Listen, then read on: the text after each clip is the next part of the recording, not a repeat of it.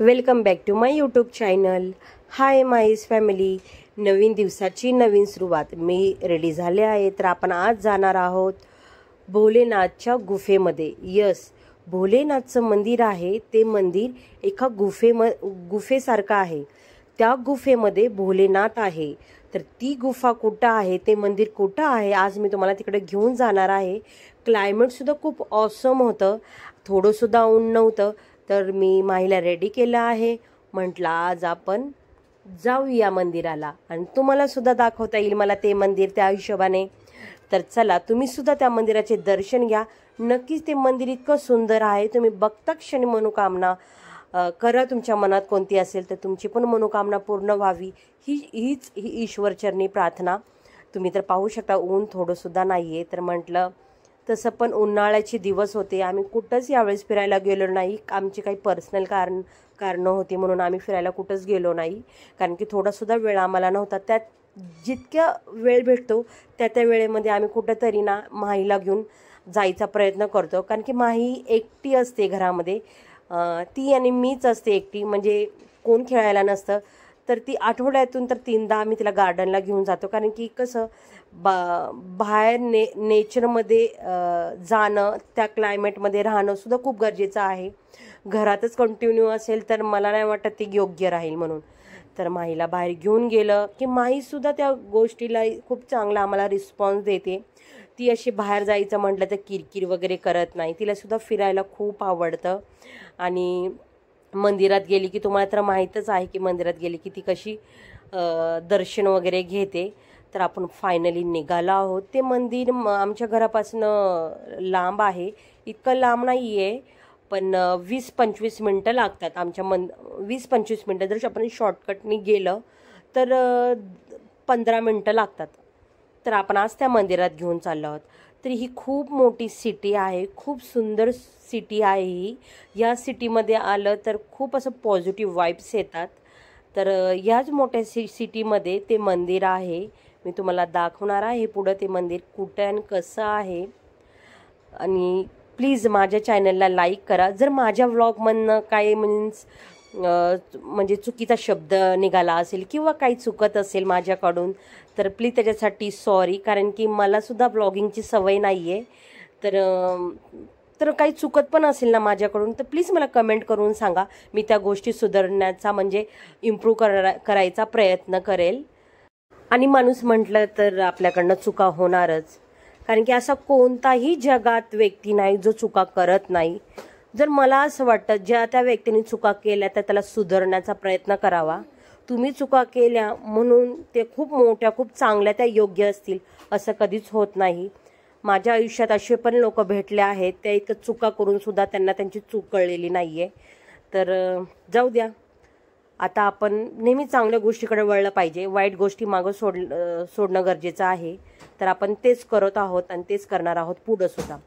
तर फायनली मंदिराकडं आलो आपण. माहीचे जे शूज होते आपण ते बाहेर काढून घेतले. ही बघा गुफा किती सुंदर आहे ना. तुम्हाला पण वाटत असेल प्रत्येक मंदिर खूप सुंदर असतं. खूप खरंच एक मंदिर इतकं सुंदर आहे ना, इथं आलं ना खूप प्रसन्न वाटतं. आणि हे जी गुफा आहे ना हे बनवली आहे, पण जे आज जे शिवलिंग आहे ते खूप जुनं आहे. म्हणजे ते आपोआपच तिथं आलेलं आहे. आणि ते असं म्हणजे नाही का जे बनवलं नाही आहे ते शिवलिंग, तिथं आपोआपच ते शिवलिंग आलेलं आहे. ते खूप जुनं शिवलिंग आहे. तर तुम्ही बघा, मी तुम्हाला पुढे दाखवणार आहे. खूप सुंदर असं मंदिर आहे. आणि माहीसुद्धा आणि माहीचे पप्पासुद्धा तिथं आता दर्शन घेतील. म्हणजे तिथं पाण्याचा नळसुद्धा आहे आणि तिथं ना तांब्या असतो. तर मला असं वाटतं की तांब्या आहे तर आपण तिकडनंच पाणी घेऊन आपण आपल्या भोलेनाथला जल अर्पण करणार आहोत. तर माहीचे पप्पा आणि माही मिळून भोलेनाथला जल अर्पण करत आहात. कारण की आपण घरनं तर घेऊन जात नाही. जर तिथं रेडीमेड आहे तर आपल्याला तेवढं करायला काय प्रॉब्लेम आहे, मला तर असं वाटतं. मग सगळे तसे करतात. आणि तिथं रेडीमेड पाणीसुद्धा आहे आणि जलचं पात्रसुद्धा आहे. तर आपण सुद्धा तिथं जल वाहिलं शिवलिंगवरती आणि दर्शन घेतले. माहीने आम्ही सगळ्यांनी दर्शन घेतले आणि हे जे बाहेर आहे तिकडचे पण आपण दर्शन घेतले आहेत. फायनली आपले दर्शन कंप्लीट झाले. आभाळ गच्च भरलेलं. मला असं वाटत नव्हतं की पाऊस पडेल. तुम्ही पुढे बघा की काय झालं आमच्यासोबत, की अचानकच काय झालं आणि त्या अचानक त्या गोष्टी घडल्यामुळं, पण त्या गोष्टीमध्ये खूप एक चांगली गोष्ट झाली. मी तुम्हाला पुढे सांगणार आहे आणि दाखवणार सुद्धा आहे तुम्हाला. तर चला व्लॉग कंटिन्यू करा. आता मी माहीला घेतलं. माहीला भूक लागली नव्हती कारण की मी घरूनच तिला दूध पाजलं होतं की तिला बाहेर, आणि आम्ही बाहेर जातो ना तर तिला पाण्याची बॉटल सोबत घेतो. दर्शन करून आपण आता घरी जायला निघालो होतो. तर घरी जाता जाता एक अचानक अशी एक गोष्ट घडली की त्या गोष्टीमधनं खरंच मला असं कुठंतरी वाटलं की खरं माणसामध्ये माणुसकी आहे आता पण. कारण की काही लोकांमध्ये खरंच माणुसकी राहत नाही. माझ्या आयुष्यात मी अशी पण लोक बघितली आहेत की त्यांना माणुसकी नावाची गोष्ट सुद्धा नसते. माझा पर्सनल एक्सपिरियन्स आहे आणि ह्या माझ्या आयुष्यात खूप सारा, म्हणजे मी जितकी माझी एज नसेल तितका मला जास्त एक्सपिरियन्स आहे. कारण की माझ्यासोबत सुद्धा खूप काही गोष्टी घडल्या आहेत. तर मला चांगला एक्सपिरियन्स आहे की किती लोकांमध्ये माणुसकी असते आणि किती नसते. तर मी तुम्हाला त्याच गोष्टीवरनं पुढे एक अशी घटना घडली की त्याच्यावरनं मी तुम्हाला सांगणार आहे आणि दाखवणार सुद्धा आहे. तर अचानकच पाऊस पडत होता. पाऊस पडल्यामुळे आम्ही लई जोरजोराने पाऊस पडत होता त्यामुळे आम्ही एका शॉपच्या कडेला थांबलो. ते शॉप एका ज्वेलरचं होतं, म्हणजे स्काय गोल्ड नावाचं ज्वेलर्स होतं. त्या शॉपच्या समोर आम्ही थांबलेलो कारण की पाऊस खूप पडत होता. मग त्या शॉपमधून एक लेडीज आली. ती म्हटली आम्हाला आतमध्ये या. मग आम्ही म्हटलं नाही, आम्ही ओके आहे. मग परत सेकंड टाइम शॉपचा आय होप मॅनेजर असेल तो आला. तो आम्हाला म्हणाला की आतमध्ये या, लहान बाळ आहे. मग आम्ही म्हटलं की नाही, आम्ही ओके आहे, तुम्ही नका टेन्शन घेऊ. कारण की माही सुद्धा कम्फर्टेबल होती. जर आपण कम्फर्टेबल आहोत तर एखाद्याला कशाला त्रास द्यायचा. तर जर आपण माही जर कम्फर्टेबल नसेल किंवा पाऊस तरी पण आपल्या म्हणजे लाडोच्या माहीच्या अंगावरती पडत असेल तर आपण आतमध्ये कदाचित गेलो असतो. बट माही सुद्धा कम्फर्टेबल होती म्हणून आम्ही आतमध्ये गेलो नाही. मग त्यांनी परत त्या मॅनेजरने आतमध्ये जाऊन तो बलून आणला आणि माहीला तो बलून दिला. स्काय गोल्ड नावाचा बलून होता. अक्षय तृतीय होती म्हणून आतमध्ये वाटतं लहान मुलांसाठी काहीतरी स्पेशल असेल.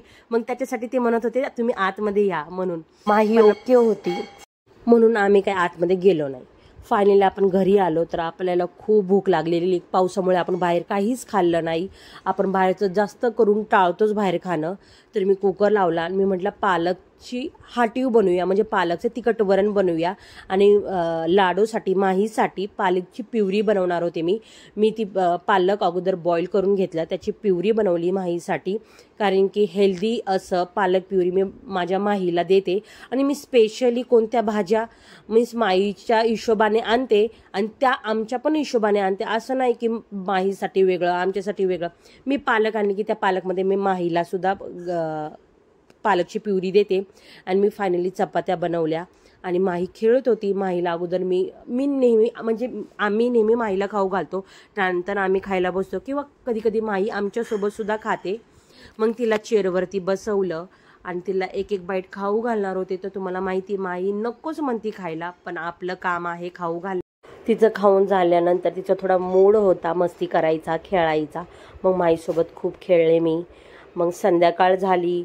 मग आज संडे होता. मग घरात तर आमच्या नॉनव्हेज बनत नाही आणि मला खरंच नॉनव्हेज खायची इच्छा झाली. तर म्हटलं इच्छेला का मारायचं. मग मी ठरवलं की आज संध्याकाळी मी जाणार आहे नॉनव्हेज खायला. तर संध्याकाळी माहीला टी व्हीवरती मी ABCDचे सॉन्ग लावते, नाहीतर कथ्थकचे सॉन्ग लावून डान्स घेते. संध्याकाळी ती थोडी ABCD ऐकते, बॉलिवूडची सॉन्ग लावून डान्ससुद्धा करते. आणि तिला मी डान्ससुद्धा शिकवते, ABCD शिकवते. सगळ्या गोष्टीमध्ये तिला एक्सपर्ट करायचं आहे माहीला.